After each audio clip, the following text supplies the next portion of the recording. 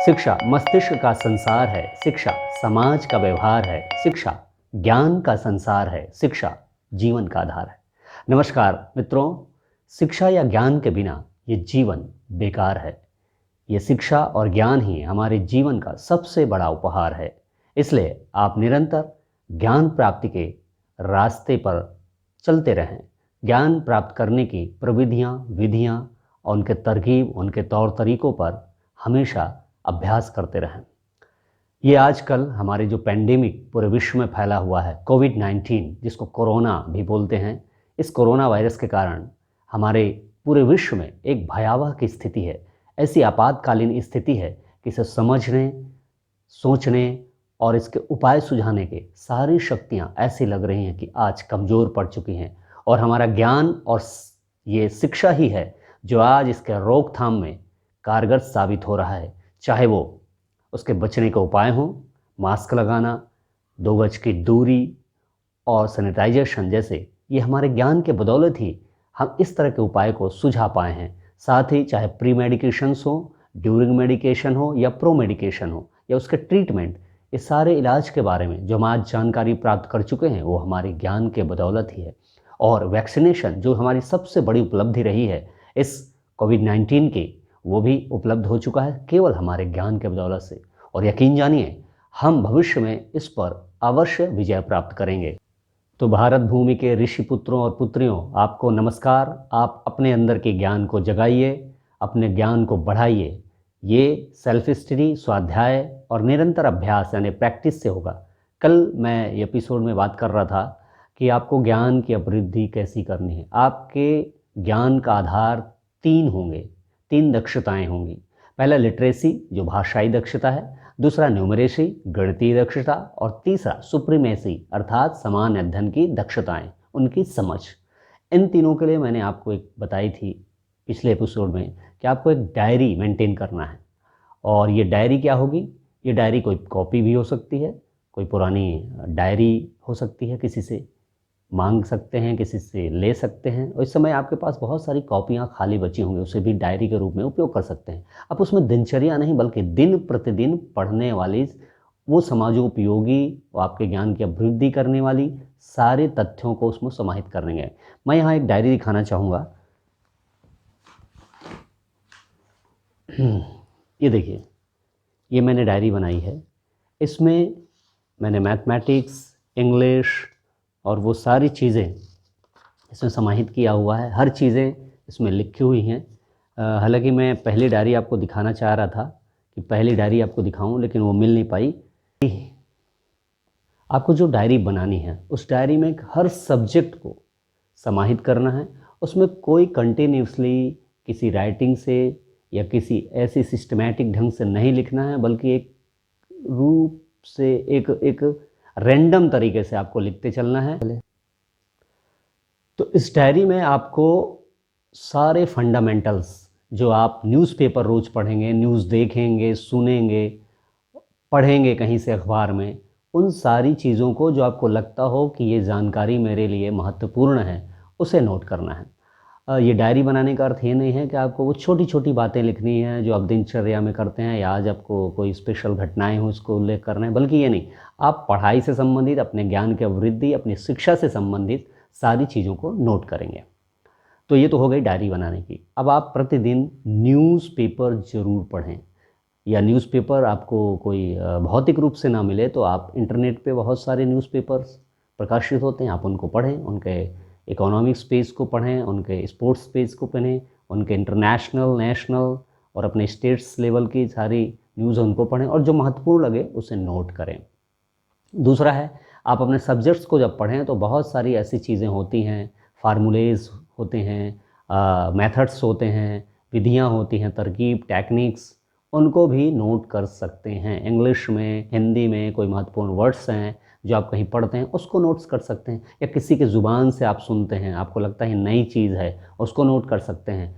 तो आप वो सारी चीज़ें नोट करें जो आपके दिमाग में कुछ दिन या कुछ समय तक ही रहती हैं लेकिन वो भूल जाती हैं। अगर वो डायरी में नोट कर लेंगे तो कभी भी एक बार रिवाइज करें और फिर से वो स्मरण हो जाएगा। तो ये हो गई आपकी डायरी मेंटेन करने की बात। अब आगे मैंने बताया था कि आपको 3 दक्षताएं विकसित करनी है। पहले तो लिटरेसी यानी भाषाई दक्षता। इस भाषाई दक्षता में आपको 2 लैंग्वेज पे फोकस करना है, एक हिंदी भाषा जो आपकी मातृभाषा है और दूसरी इंग्लिश लैंग्वेज। इंग्लिश जो हर कंपटीशन में एक महत्वपूर्ण विषय होता है और इससे लोग डरते हैं, इसलिए डरते हैं क्योंकि लैंग्वेज जो है इंटरनेशनल यानी विदेशी भाषा है और हम अपनी मातृभाषा को ढंग से जानते नहीं। तो हम इस पे भी बात करेंगे और आपको अगले एपिसोड में बड़े ही सरल तरीके से फंडामेंटल्स में सब्जेक्ट्स जिसमें लैंग्वेज है हिंदी भाषा और इंग्लिश भाषा उसके बारे में बात करूँगा। अब नेक्स्ट आता है न्यूमरेसी। न्यूमरेसी यानी गणितीय दक्षता। ये गणितीय दक्षता क्या है? गणित के बारे में फंडामेंटल्स में बार बार बात कर रहा हूँ कि आधारभूत तथ्य। इसको लोग इग्नोर करते हैं। हमारे स्टूडेंट्स ऐसा लगता है कि एमएससी कर चुके, पोस्ट ग्रेजुएट या ग्रेजुएशन कर लिया तो हाई लेवल की उन्हें मैथमेटिक्स आए, लेकिन फंडामेंटल्स मैथमेटिक्स जो है वो भूल जाते हैं। हम इस पे काम करेंगे और उस पर बात करेंगे। इसके लिए हम क्या करेंगे? Outcome learning. हम सब पहले निर्धारित करेंगे कि किस किस आउटकम लर्निंग पर या किस कंटेंट पे हमें मैथमेटिक्स तैयार करना है। तो ये हो गई न्यूमरेसी की बात। पहले लिटरेसी जिसमें 2 भाषाएं, और हाँ लिटरेसी में एक विषय और जोड़ना चाहूँगा, वो है संस्कृत।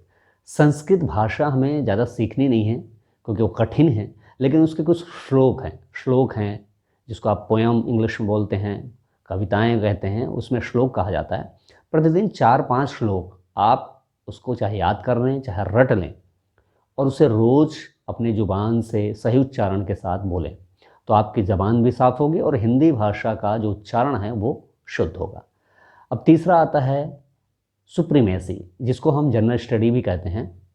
इसके लिए हम सब्जेक्ट वाइज हर सब्जेक्ट के फंडामेंटल्स क्या क्या कंटेंट्स हैं उसको हम कंक्लूड करेंगे सभी जगह से, और उसके बाद फिर हम उस पर अलग अलग विषय अनुसार उसके कंटेंट पर पढ़ाई करेंगे। तो ये हमारी 3 आधारभूत ज्ञान के विषय वस्तु हो गई है। पहला लिटरेसी, दूसरा न्यूमरेसी और तीसरा सुप्रीमेसी जिसमें जनरल स्टडी है।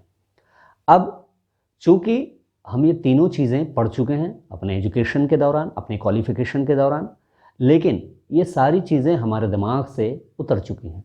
इनको हम तैयार करेंगे प्रतिदिन नित्य अभ्यास से, सेल्फ स्टडी से, चाहे यूट्यूब चैनल देखकर करें या फिर खुद पढ़ें या ट्यूशन्स करें या कोचिंग के द्वारा या ऑनलाइन स्टडी। आप जो भी बेहतर समझे वो अपना सकते हैं।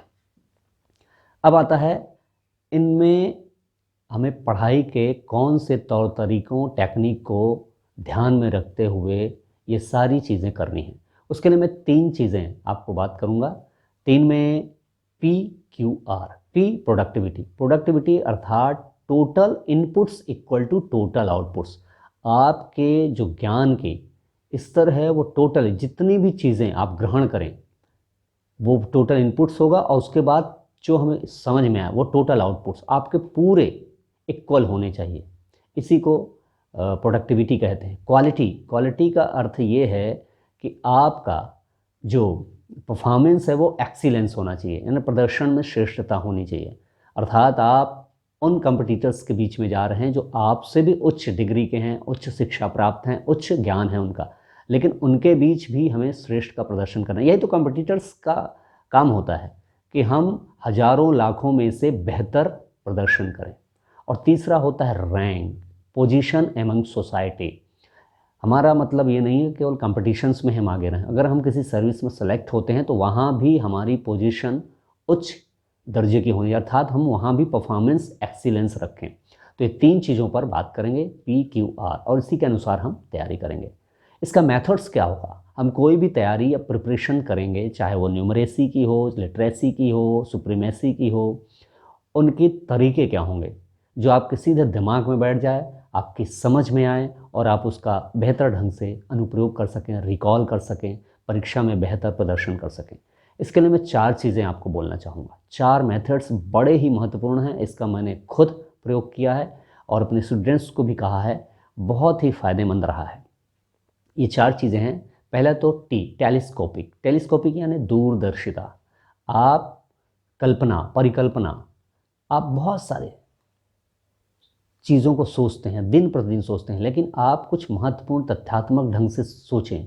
यानी पढ़ाई करते समय आप ये ध्यान रखें कि हम जो चीज़ पढ़ रहे हैं उसके बारे में हम कहाँ से कहाँ तक सोच सकते हैं, कल्पना, परिकल्पना और स्वप्न की दुनिया में डूबकर उसको टेलीस्कोपिक मेथड से उस मेथड को सीखना है। फिर दूसरा, जब वो टेलीस्कोपिक मेथड से किसी स्पेस या शून्य से लेकर हमारे तक पहुंचती है, उस ज्ञान को फोटोस्कोपिक यानी स्थिर करना है और उस पर फोकस करना है।